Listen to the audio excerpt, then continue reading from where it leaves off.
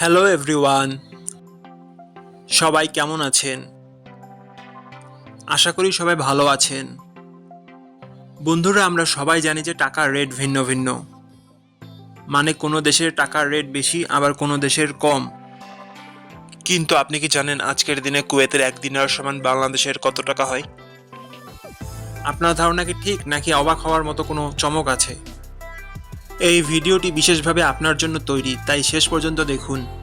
9টায় 9 টাকায় পেয়ে যাচ্ছেন G63 speaker. So don't miss it, add to cart now.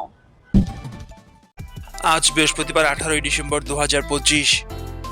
আজ কুয়েতের 1 টাকা সমান বাংলাদেশের 397 টাকা 35 পয়সা, আর অপরদিকে বাংলাদেশের 1 টাকা সমান কুয়েতের 0 টাকা 0025 পয়সা।